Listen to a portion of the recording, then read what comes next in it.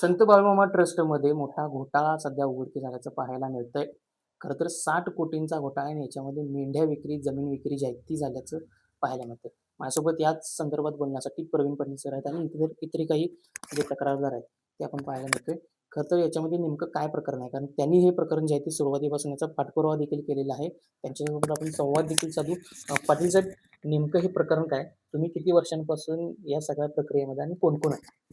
मी 2021 पासून ही तक्रार केलेली आहे. मी व माझ्या सोबतचे तक्रारदार हनुमंत पाटील, रवी पाटील आणि मी प्रवीण पाटील आम्ही तक्रार केलेली आहे. 2021 पासून आम्ही याचा पाठपुरावा करत आहे. कागद आणि कागद आम्ही पुराव्यानिशी प्रत्येक ऑफिसला आम्ही दिलेला आहे. धर्मदाय आयुक्त असेल, पोलीस स्टेशन असेल किंवा न्यायविधी खातं असेल, मंत्रालय असेल, प्रधानमंत्री असेल, उपप्रधानमंत्री असेल, कलेक्टर ऑफिस असेल, यांना प्रत्येक कागद आणि कागद पुराव्यासह दिलेला आहे. आणि त्या पुराव्याच्या सर्व अनुषंगाने आज जो निकाल लागलेला आहे, ती एक त्याची पोचपावती म्हटलं तर काही वावगं ठरणार नाहीये. सध्या याच्यामध्ये गुन्हे दाखल झालेले आहेत. ज्याच्यामध्ये रागिनी खडके, कोणेकर वगैरे आहेत. पण आणखी काही लोकांवर सुद्धा गुन्हे दाखल होणं गरजेचं आहे का? किंवा काय नेमकी तुमच्यापर्यंत माहिती आहे? रागिनी खडके हे एक तयार केलेलं प्यादा आहे असं म्हटलं तर काय वावगं ठरणार नाही. ते अधिकारी आहेत, त्यांना म्हणणं हे योग्य वाटत नाही. तरी पण ते तशा पद्धतीनंच वागलेले आहेत. कारण त्यांना आणण्यासाठी मूळ महत्त्वाचं आहे ते कोर्ट जे इथं धर्मदाय सह आयुक्त निवेदिता पवार त्यांनी इथं त्यांना आणलेलं आहे. आणि निवेदिता पवारना आणायसाठी एक विश्वस्त तयार होते. त्यांना पण काहीतरी पैसे देऊन इथं आणलंय असं आम्हाला ऐकण्यात आहे. त्याची शहानिशा काय अजून झालेली नाही. म्हणून त्यांची नार्को टेस्ट जर झाली सगळ्या ट्रस्टींची, तर त्यातला एखादा विश्वस्त सांगू शकेल, की बाबा कशा पद्धतीनं आपण ह्या पवार मॅडमना आणलं. कारण याचा प्रत्यय आम्हाला असा आला, की आम्ही तक्रारदार असताना कोर्टात ज्यावेळी आम्ही जात होतो, त्यावेळी त्या ठराविक विश्वस्तांना घेऊन निवेदिता पवार मॅडम आत अँटी चेंबरला घेऊन बसत होत्या. पण आम्हाला तक्रारदारांना कधीही भेटू दिलं नाही. त्याच्यावरून आम्हाला समजलं, की बाबा यांचं काहीतरी संगनमतानं हा सगळा कारभार चालू आहे. दुसरी गोष्ट, संचित कदम म्हणून एक त्यांच्यातलाच एक भाग आहे. तर तो रामभाऊ मगदूम जे होते, त्यांचा कार्याध्यक्ष होते. त्यांचा तो पीए म्हणून होता. त्यांनी एक अर्ज केला होता, की मला कार्यकारी पदाधिकारी म्हणून इथं घ्यावं म्हणून. म्हणजे व्यवस्थापक म्हणून घ्यावं म्हणून एक अर्ज केला होता. तर त्या अर्जावर निवेदिता मॅडम कोर्ट आहेत. त्या कोर्टाने त्या कागदाच्या हातांनी लिहिलेल्या कागदाच्या पाठीमागच त्यांनी आपला शेरा लिहिलेला आहे. असा कुठलाही कोर्ट लिहित नाही.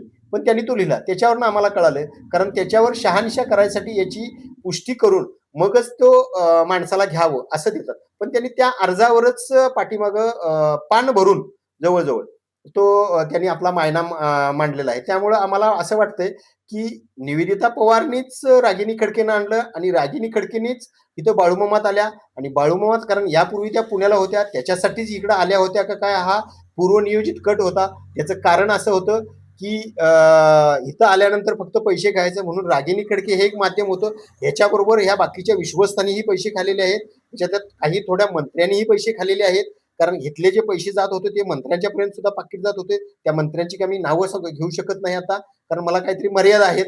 त्या मंत्र्यांच्याकडे पण पैसे गेलेले आहेत. हे विश्वस्त मात्र सगळे जे आहेत ते पूर्णपणे भ्रष्ट आहेत. हे ट्रस्ट नाही तर हे भ्रष्ट म्हणून भ्रष्ट सरकार चालवल्यासारखा प्रकार आहे हा. ह्या सगळ्या विश्वस्तांची नार्को टेस्ट करून चौकशी व्हावी. म्हणजे ह्या बाळूमामाच्या प्रकरणात किती कोटीचा, म्हणजे तो 3 आकडी कोटीत किती पैसा येईल हे तुमच्या लक्षात येईल. यांची नार्को टेस्ट होणे गरजेचं आहे. फक्त रावसाहेब कोणकेरी आहेत असं मी म्हणणार नाही, कारण त्याच्या पाठोपाठ बाकीचे विश्वस्त. रावसाहेब कोणकेरी, रागिनी खडके ज्यावेळी होत्या त्या काळात तर ते नव्हतेच. त्यावेळी ते सस्पेंड होते. त्या काळात होते ते संदीप संदीप मगदूम म्हणून होते सचिव. संदीप रामभाऊ मगदूम हे सचिव होते, ज्यांनी त्या उसाचा मध्ये मगाशी मी सांगितलं, उसाचा जो फ्रॉड केला त्याच्यात 10 लाख रुपये खाल्लेले आहेत. म्हणजे जे पहिले कार्याध्यक्ष होते त्यांचे चिरंजीव, ते त्यावेळी सचिव होते. त्यांच्या काळात हा मोठा घोटाळा झालेला आहे. त्यामुळं हे विश्वस्त सोडून अजून बरेचसे काही लोक आहेत, की त्यांचा ह्याच्यात सहभाग असतो आणि आहे. फक्त यांची नार्को टेस्ट करणं गरजेचं आहे. खरं तर जो घोटाळा झाला ज्याच्यामध्ये मेंढ्या विक्री, जमीन विक्री आणि अजून काही झाले. हे नेमकं कशा पद्धतीनं झाले? काय-काय अजून घोटाळा झाले? मेंढ्या विक्रीमध्ये बराचसा घोटाळा झालेला आहे.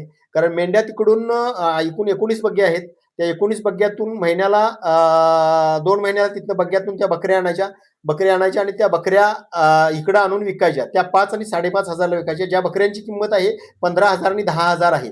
त्या बकऱ्या तिथं 5,000ला विकत होते आणि याचा कुठलाही पुरावा ती सोडत नाही. त्याचं कारण असं, त्यांनी पावती दाखवताना 5,000 दाखवलेली आहे, पण विकताना विकलेले आहेत 15,000 आणि वरचा पैसा जो आहे तो यांनी विश्वस्तांनी डल्ला मारलेला आहे. हा विषय मूळ आहे. आणि दुसरा विषय जे आहे तो हायकोर्टानं बंदी केलेली आहे. हायकोर्टानं की तुम्ही बकरी विकू नका म्हणून असा आदेश काढलेला आहे.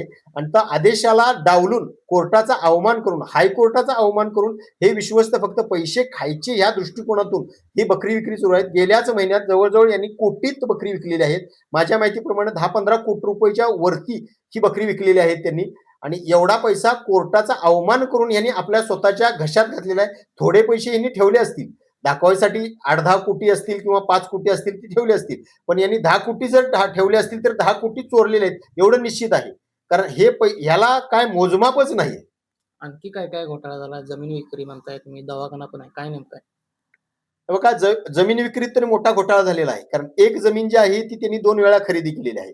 कारण एक जमीन पहिला बाळूमामालाच खरेदी केली होती, तीच जमीन परत त्यांनी बाळूमामालाच दिलेली आहे.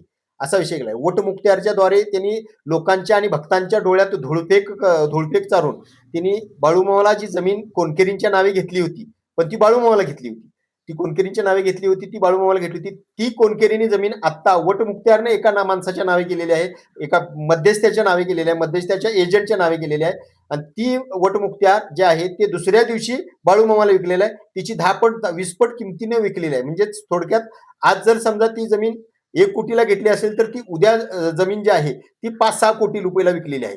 असं 1-2 8 दिवसाच्या फरकाने जमीन विक्रीत बराचसा मोठा घोटाळा केलेला आहे. मयत व्यक्तींचे आधार कार्ड जोडून त्यांना तिथे जमीन घेणार देणार यांच्यामध्ये घुसवून त्यांनी, एक तरी व्यक्ती आहे मला वाटतं विठ्ठल यशवंत पाटील म्हणून व्यक्ती आहे, ती व्यक्ती मे महिन्यात वारलेली आहे 2025ला. मे 2025ला वारलेला आहे आणि त्याचा दस्त केलेला आहे सप्टेंबर म्हणजे 9व्या महिन्यात, मला वाटते 9व्या महिन्यात सप्टेंबरच येतो का, 9व्या महिन्यात त्याच्या खरेदीला तो दाखवलेला आहे. मग अशा वेळी तिथले तहसीलदार असतील किंवा मुद्रांकन घेणारे कोण असतील त्यांनी ते तपासलं नाही का, आधार कार्ड कशी जुळवाजुळवी केली. म्हणूनच मी सांगतोय ह्याच्यामध्ये सरकारी अधिकारी पण सामील असण्याची पूर्णपणे शक्यता आहे. याची शहानिशा पूर्णपणे करावी. हा झाला जमिनीतला व्यवहार. दुसरा विषय आहे बकऱ्यातला व्यवहार, मग अशी सांगितला. तिसरा व्यवहार आहे तो पैशातला. पैसे आणून बग्यातले कुठे ठेवतात आणि किती ठेवतात याचं मोजमापच नाहीये. धान्यातला विषय, बग्यातून जे धान्य येतं ते धान्य इकडे येऊन निलाव केला जातो आणि ते निलावातून जे पैसे मिळणारे आहेत ते पैसे पण कितपत दिले जातात ट्रस्टकडे याचे काय मोजमाप म्हणजे. थोडक्यात साखर जर आलेली असेल तर ती साखर 17 आणि 16 रुपयाने देतात आणि साखर जी घेतात तो माणूस 45 रुपयाने घेतो. ती आज 45 रुपये दर असेल तर तो 40 रुपयाच्या दरम्यान यांना वरचे पैसे देतो. अशा किरकोळ गोष्टीतनं सुद्धा यांनी पैसे मिळवलेले आहेत. त्यामुळे पैसे मिळवण्याचे स्रोत जे आहेत बाळूमामा ते भरपूर आहेत. त्यामुळे यांनी पैसे भरपूर मिळवलेले आहेत. यांची ट्रस्टी होण्याच्या अगोदर काय इस्टेट होती आणि ट्रस्टी झाल्यानंतर काय इस्टेट आहे याची शहानिशा व्हावी, याची नार्को टेस्ट व्हावी. म्हणजे आपल्याला कळेल की यांनी किती पैसे खाल्लेले आहेत आणि ही कुठल्यापासून कुठं पोहोचलेले आहेत. जे मोटरसायकलवर ट्रस्टी फिरत होते त्यांचे आज 4 व्हीलर आहेत. याच्यावरून कळून येतंय की ह्यांच्याकडे 4 व्हीलर येण्याची इन्कम साधनं काय आहेत. शेतीवर माणूस 1 मिनिटात 4 व्हीलर 1 वर्षात घेऊ शकत नाही, पण यांनी घेतलेले आहेत. म्हणजे हे बाळूमामातले पैसे आहेत आणि याचे पुरावे आपण दिलेले आहेत. शेवट तुमची मागणी काय असणार आता याच्यामध्ये? यामध्ये आमची मागणी एकच असणार आहे, तुकाराम मुंडेंच्या सारखा निपक्षपाती अधिकारी इथं नेमून ही चौकशी निपक्षपाती व्हावी. कारण याच्यात मंत्र्यांचे आणि इतर सरकारी अधिकाऱ्यांचे हात आहेत आणि ते हे प्रकरण दाबू शकतात. त्यामुळे इथं निपक्षपाती चौकशी व्हावी आणि योग्य शासन ज्यांनी पैसे चोरलेले आहेत, मी म्हटलं तर काय वावगं ठरणार नाही, चोरलेले आहेत, ज्यांनी भ्रष्ट कारभार केलेला आहे त्यांना सजा व्हावी हीच आमची इच्छा आहे. आणि एखाद्या दोषाला सजा 100% व्हावी, पण निर्दोष आहे त्याला सजा होऊ नये ही पण यातून मी मागणी करतो. नक्कीच पाहिलं आपण की साधारणतः सगळ्या सोयी सुविधा असतील संत बाळूमामा ट्रस्टमध्ये, त्या सगळ्या घोटाळ्यामध्ये अडकल्याचं पाहायला मिळते.